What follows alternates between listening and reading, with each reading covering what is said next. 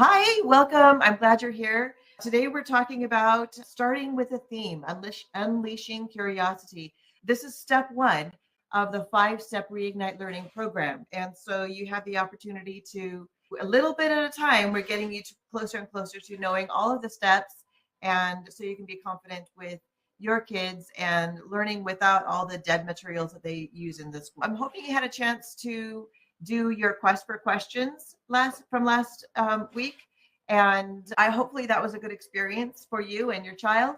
And we're gonna build on that a little bit, and but today we're gonna focus on themes. Ever since I started Celebration Education back in 2006, or even before that, for a couple years before that, we were using themes. And the themes, we use themes because they are a brain friendly way to learn. First of all, kids love themes, theme parks, themed restaurants. We love themes, right? We enjoy going to places where someone takes the time to put a theme in place. You go to a baby shower and it's got a theme. You go to a wedding, it's got a theme. We love themes. And why not have a thematic education as well? It just brings that much more excitement and intrigue and interest to the learning process. But it's not only that, but that when you have a theme for a whole year, you're using something that your children are already a little bit familiar with. And so it actually becomes a place in their brain for them to hook new information to. And it's more likely that they will remember that information because it's got a place to hook into. So it's great. There have been many, many themes that we've done over the years. I'm going to share some of them with you to just get your juices flowing, start helping you think about what's possible with themes, the wonderful things that you can do. The first theme I ever wanted to do was Around the World in 80 Days. And that we did it before I started Celebration Education, before I thought about it even, started it with friends. And we would just meet at the park every few weeks or so, and we would do some learning activities together. And then at home, we did some other things at home on our own. So I feel like that was a real ideal situation where we had some stuff that I did at home with my kids, and then some things that we did with friends at the park. And it was a lot of fun. But I'm going to share my screen and that you guys can see some of the themes that we've done over the years. The theme that we're doing this year is called Adventure at the Museum. It's inspired by the Night at the Museum theme. And this is like the fourth time we've done this theme. Every year we have the families vote on what the theme is going to be for the next year. And so this was a really popular one. There were 3 Night at the Museum movies. And so there's a lot of content, a lot of things to inspire great topics. Not this year, but the previous year, we kicked off the year with, I actually rented this person that does dinosaurs. This is a puppet that she's inside. And she came to the park and met our students. And so that was a great way to kick off the year. And then we had a classroom in Yucaipa, and this is the kids at the beginning of the school year. There's the octopus around our map in the back, and that was a lot of fun just to build the excitement around the theme. And this was our class in Redlands. These girls were writing a report on dinosaurs. They had built this little dinosaur model, and they were writing reports. This is because in the Night at Museum movies, there's also a giant squid, or it was an octopus. It was an octopus, but anyway, we took the opportunity to go to Aquarium of the Pacific, and we actually had a sleepover and at the aquarium. And as part of the whole deal, the kids got to dissect squid. Of course, we've dissected squid on our own many times, and it's been a great experience. Squid are a lot of fun to dissect. This is another activity that the kids did where they made these paper mummies. Like they went step by step through the whole process of how the Egyptian mummies were made, and the kids got to experience that, including taking out the paper guts and the brains and stuff from the mummy, and then later wrapping it with little things that went on the body when it was mummified. We also, this year, because there is a little thing about Pompeii, and so we did a whole week on Pompeii, which of course includes a volcano. So we talked about the volcano, and the students built a volcano. Actually, that's still coming up in this school year, but we did that. This is a picture from a previous time we did it. This is the students dressed up to be very simple costumes, but they were Egyptian pharaohs. Each one represented a different pharaoh, and they stood in timeline order. And while the teacher talked about each pharaoh and something unique about each one. This was one of our celebrations where the students were celebrating different festivals that were held in ancient civilizations. And these boys were dressed, the one in the middle was the king, and then the others were the slaves. But there's a holiday in which the king and the slaves all trade places. And so then the boys traded costumes, and then the slaves got to boss around the king. It was fun. Is another theme that we've done a couple of times, crafting a country. It's because back when my son was 15, actually younger than that, he suggested we need to do a Minecraft year. And he kept at it until finally I said, you know what, we can do Minecraft if we couple it with something else. And we coupled it with American history. And it turned out to be a fabulous year. This picture of the horse is George Washington on a white horse made in Minecraft. And we had a great time. We did do activities in Minecraft. We hosted classes in Minecraft. The kids would come online from their homes once a week. And this is an example of a farm that they built because we talked about the colonial era and the farming and all the things surrounding with the colonial times. And then, why do I have a blank? Oh, it just took a moment. Here we are. Okay, this was a field trip we went on that this woman dressed in period costume was telling us about a certain period in American history. And this is from we finished the year with a whole unit on California. We finished the year with talking about California history. And so we went and did a reenactment of gold mining. And then we finished off the year. The students built their own, what is it called? The Nether portal with those boxes, and they painted the Crafting a Country banner, and each of them got to do presentations. And then we introduced the coming year that they're going to have in the fall. So that was a lot of fun. Then last year we did a theme called Time Travel Experiment, which is actually based on farming. What we did was we read different short novels throughout the year they were all time travel focused, but they were from different parts of the world, different periods of the world. And through that, we also learned a lot about how farming was done throughout time and throughout the world. And then we compared that to today's farming, and we did a lot of experimenting and trying what works well with growing things. And so that was a lot of fun. And we talked about health and fitness in that year as well. And we, as much as possible, we had the kids go outside to do work. I'm telling you, as if we did a lot of classrooms. I ran these classes for many, many years, but you don't need to do a class to have these types of opportunities with your kids. I just want to make sure you understand that this is where I'm coming from, but there's plenty of opportunities for you without a class. So we've done this theme 3 times, and we call it STEAM World. This is actually based on Jules Verne novel Around the World in 80 Days. And that's the theme that I first thought of, and that I first did with my kids and my friends back before I started Celebration Education. It was a lot of fun. And that's where we did our first squid dissection. And we was just us and our friends and at the park, and none of us had ever dissected a squid before. So it was a lot of fun discovering the parts of the squid because they're so very foreign from, say, a mammal, a pig, or something. It was really exciting to do that, to have that experience. So some other things that we did, of course, we drew on a map the course that Phileas Fogg took in his 80 days. And we spent time outdoors. We talked about flora and fauna throughout the world.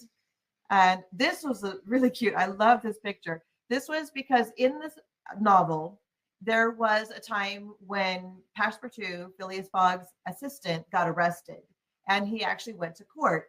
And so we held a mock court in our classroom, and some of the children, each of the children took a role. And so there were lawyers, and we did Goldilocks, though. Goldilocks was on trial for having entered the 3 bears' home. And then So after all of this, we had our jury. These three little kids were our jury, and it was so cute. I just thought it was adorable seeing them over, watching them debate whether Goldilocks was invited or whether she should be in trouble. And it was I don't remember what the result was, but I just thought it was adorable. These kids doing their little mock trial. Then explore. We've done this theme a couple of times, and it is where we explore different parts of the world. We actually have 5 components in this theme, but you only see 4 on this little map because there's only 4 points on a compass. But we did the poles, North and South Pole, we did deserts, we did the ocean, and we did jungle and mountains for our 5 components in the year. And so we learned a lot about the body, and we did first aid because a lot of exploring is about keeping yourself safe.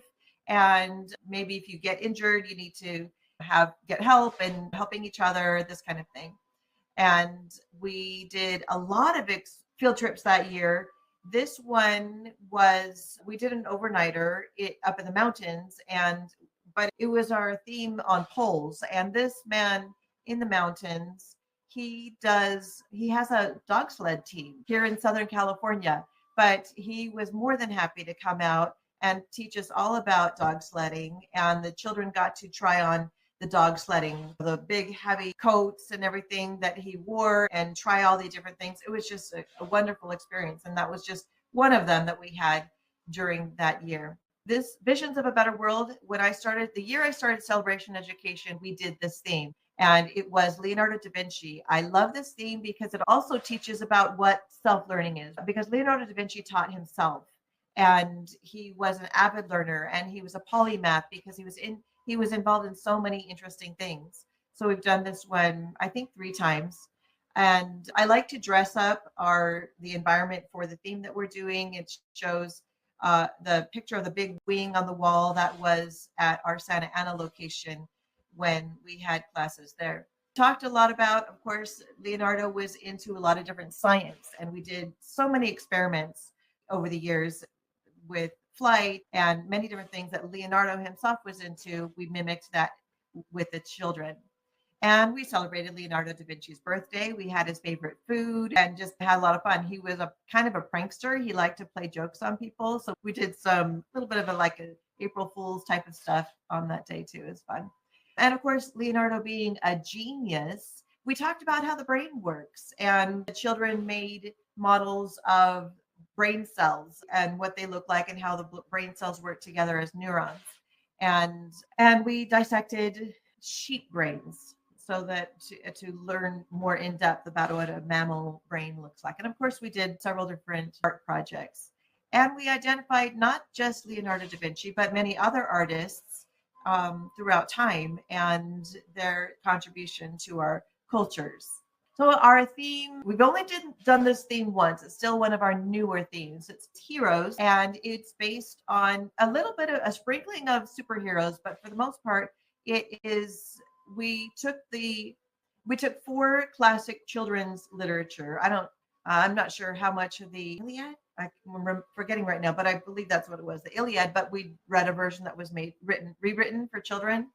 And we did Christmas Carol, we did Alice in Wonderland, we did Phantom Tollbooth, and we finished out the year with Star Wars, A New Hope. So we crossed many generations of time and different places. Throughout the year, we focused a lot on the hero's journey. And so for each of these stories, we talked about the different parts of the story and which part of the hero's journey each part of the story was, because these stories all followed the hero's journey. Particularly, Star Wars was literally written with the hero's journey in mind. And these boys here, they got to work on building little robots. There's lots of robots in Star Wars, right? And we ended the year with a celebration. Of course, there's always the celebration, and we just had a great time. So, what themes inspire you? What themes do you think might bring you and your children to make the most wonderful experiences you could possibly have? It doesn't have to be complex. It can be touched on lightly. It can be just like we are this is our theme for the year, and maybe every 6 weeks you change a focus, like how we had a different book for each week of the heroes year. It doesn't have to be difficult. So then once we have a theme in place, the way we structure it is we choose 30 topics throughout the year. We have the 5 components, each component consisting of 6 weeks worth of topics, 6 topics for those 6 weeks. And if there's a topic that really sinks deep in your child's heart and that child wants to continue researching and learning about that one particular thing, you don't have to stop. You don't have to continue. You don't have to go to drop what you're thinking, drop all your interests. We have to move on. Don't do that. Really, the purpose of all of this is to inspire your child to want to know more. When they are asking, when they are wanting, when they are really diving deep into something, don't stop them. That's when the genius comes. That's when they have an opportunity to master something. So please don't stick to the schedule religiously. Use it as an outline, as a track to run on, and to inspire you and your children to do some cool things together. Okay. But what you'll find is that, and I encourage you to do, is to go ahead and integrate all the school subjects into your learning experiences. That means, so you've got your reading, writing, math, science, social studies, arts, what else? PE. You can integrate all of these into your learning experiences. And you can also go off of the suggestions if you want, again, following and encouraging your child's interests. Say your child's interested in chocolate cake. Your child actually wants to eat a chocolate cake. And so you get all the ingredients out for the chocolate cake and you give them to the child. Maybe they'd be excited to make something, but basically the child is not interested in eating those ingredients all separated out. But when you put them all together and create the beautiful chocolate cake, then the child is like, yes, I will eat that. Basically, integrating all school subjects into the theme is creating the chocolate cake. It is far more attractive, far more delicious, far more pleasant to do than eating each of the ingredients separately. And that's what it is when you're doing math and then you're doing English. You now forget English and now we're going to do spelling or whatever. It's a way of pulling everything together and making it more interesting than if you were just plain doing all those school subjects. It really is exciting for the kids. So one of the questions that is in the chat, Constance said, do you have a good theme idea about mysteries? And actually, yes, there was somebody suggested one time, and I haven't read these books, but the Roman Mysteries book, series of books. A friend of mine really, really, really loves that series. And I haven't looked into it, but it's been on in each year when we have families select the theme. That's been one of the ones that have been put up for as a suggestion that we could potentially do. Even before that, if anybody has suggestions any time of the year for the coming year, that I could put it in as an idea when it's time to vote, which is usually late December, early January, when we vote for the following school year's theme. So I'm always open to theme ideas that we can build out for you, for everyone, for all of us together. So yeah, keep the ideas coming. So in the end, what I want to happen is I want it to be fun. If you're not having fun, you're doing it wrong. Yes, woohoo, woohoo. Not everything's like being on a roller coaster, right? When the children when their interests have been ignited and they are just really head down getting into a subject, something that they're really interested in, then you don't want to stop them. And it doesn't look like fun. You may not realize how much fun they're having because they look so serious when they're so intent. There's a story I like to tell about how Michelangelo, as a teenager, was carving a statue. And one of his friends came along and said, hey, we're all going on a hunt. Want to come with us? And he's, no, that's okay. I'm busy here. And then his friend's like, yeah, but everyone's going to be there. So-and-so is doing this thing. We're all going to have a great time. You got to come. Hey, this is so exciting. And then according to legend, Michelangelo said, for me, carving this statue is the excitement of the hunt. And see, that's the thing. That's what I have found with children. Once their interests have been ignited and they just start diving down into these deep researching and creating and building. And I've had a child turn down a trip to Disneyland because he was working on something. Okay, this doesn't happen to everyone, but it's possible. It's something that can happen. And it's just like magic when it happens. But for your part, it doesn't need to be difficult. It doesn't need to be like you're planning something every single day. It doesn't need to be heavy. It doesn't need to be boring. And we'll help you. I've been doing this for so many years, for 20 years. And you can tap into my experience. You can use our themes so you don't have to make it all up. I think that's it for now. Next session is about creating inspiring learning environments, which we saw a little bit about today when I was showing you the different themes. I wanted to give a homework each time, but I just realized I didn't specifically made homework. Just wanted to let you know that we're going to be doing Alice's Adventures in Wonderland. So I guess, yes, your homework then would be reading the story with your child. That's it for today. And I'll see you in the next session. Bye.